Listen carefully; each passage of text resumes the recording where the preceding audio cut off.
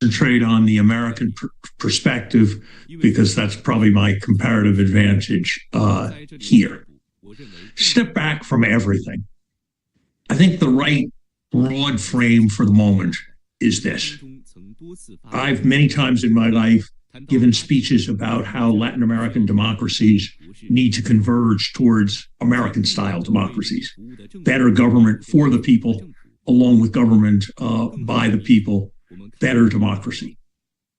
We are seeing convergence, but we are not seeing convergence in a direction that I could have imagined. We are seeing convergence from North America, the United States, towards traditional Latin American patterns. The classic example in Latin America was Argentina's Juan Perón. What were hallmarks of his administration? Protectionism, hyper-nationalism, a return to the soil in broad attitudes, crony capitalism, disregard for macroeconomic probity in terms of independence of the central bank and in terms of budget deficits, and the use of the tools of government to cow and punish his political adversaries. That approach to government turned Argentina from a country that was judged after the Second World War to have great prospects, paralleling those of Canada and Australia, to the record that we have seen over the last 70 years. Perhaps it will change in Argentina now. That is what we are seeing in the United States today, with the very important difference that Argentina was never central to the global political economy, never had aspirations to be a superpower, and was constrained by being embedded in a global environment in the way that the United States is not. This is by far the most dangerous moment since the end of the Cold War. And I believe we are looking at the possibility of epochal change where America will move away from a long tradition of democracy with profound consequences for the rest of the world. All that said, let me now plunge back into economics. The Trump tariff approach is premised on 5 fallacies and harms the economy in 4 major ways. Fallacy 1, bilateral deficits make sense in thinking about exploitation. They don't. I run a big trade surplus with Harvard. I run a big trade deficit with my golf club. A golf club is not exploiting me. Harvard, I am not exploiting Harvard.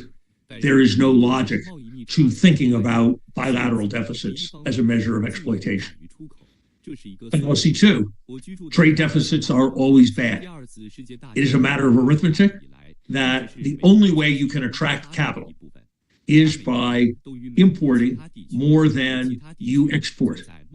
Arizona, where I live, has been a burgeoning part of the American economy since the Second World War and the invention of air conditioning. It has run a trade deficit every single year with the rest of America and the rest of the world. I would rather live in a country that capital is trying to get into than a country that capital is trying to get out of. And the arithmetic counterpart of that is a trade deficit. So framing the problem, even in terms of a global trade deficit, is a big confusion. Fallacy 3, tariffs are not a major determinant of the level of trade deficits. Look at non-protectionist Switzerland and its vast surplus. Look at heavily protectionist Brazil and its substantial deficit. Look at the general correlation across countries, or look at the economists' logic that the trade deficit is ultimately about your total spending relative to your total income. Trade deficits are not determined by tariff policies, so even if they mattered, tariff policies are not the way to go after them. Fallacy 4, the manufacturing is not going to be a major source of opportunity for Americans going forward. Robert Lawrence has written a wonderful and remarkably clear book for the Peterson Institute, in which he shows that trade surplus countries, trade deficit countries, everybody has a declining trend in manufacturing share of employment, even China during the 21st century, because it's all being driven by technology, not by patterns of trade. Germany, with a massive trade surplus, has a very sharp downwards trend in manufacturing employment. My only criticism of Lawrence's book is that he doesn't make what I think is a central point, which is that of the 8% of U.S. employment that is in manufacturing, only half, and that's a declining fraction, is in production work.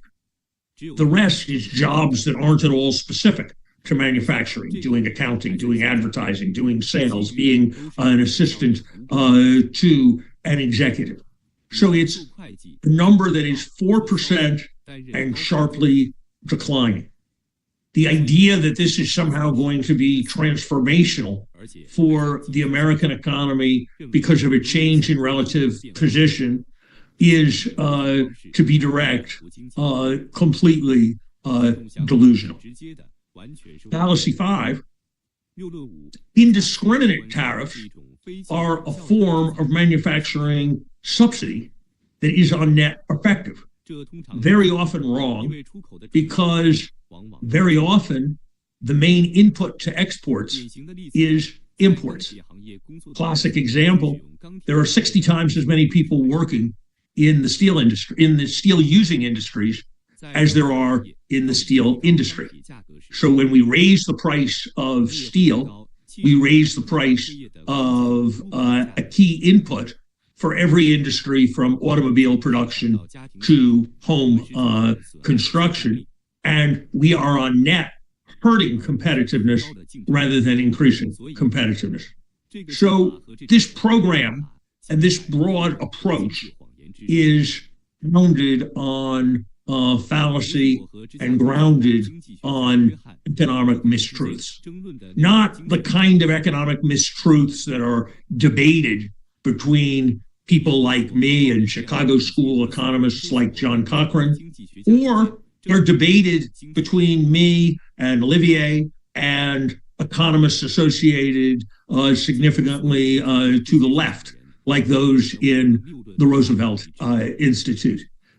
Across almost everyone who has studied these things, there would be agreement on my 5 fallacies. What about the costs of these policies? They fall in 4 areas. Cyclical dynamics. This is cyclical dynamics. This is a major stagflationary shock. It increases prices, and because those increased prices reduce income and therefore reduce spending, which reduces employment. How big is the stagflationary shock? The Yale Budget Lab estimates an impact effect from the regime as currently defined of $4,800 per household, and a long-run impact that's about half that size. Here's the comparison that some of your colleagues at the Peterson Institute helped me do. In terms of its impact on prices proximately and on reducing the income of households, this, in its current multiply amended form, is the equivalent as a supply shock of a doubling in the price of oil. That's a lot.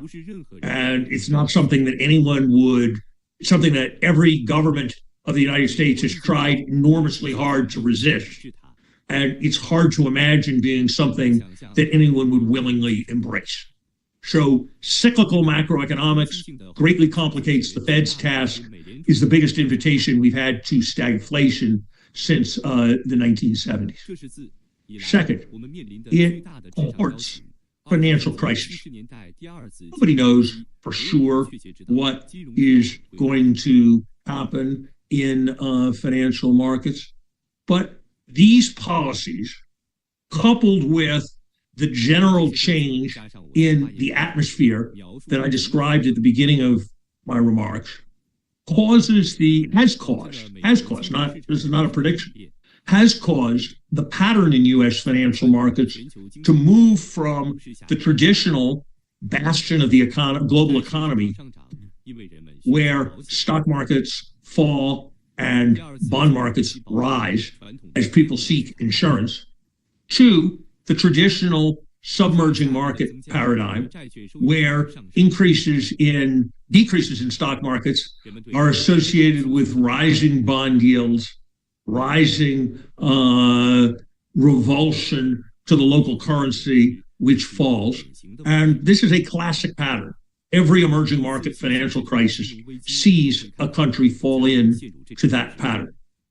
And that is even before you get to the issue, which certainly has to be recognized as a possibility, of large-scale selling of U.S. financial instruments by foreign reserve holders or those influenced by foreign governments. So the second risk is that this courts financial crisis.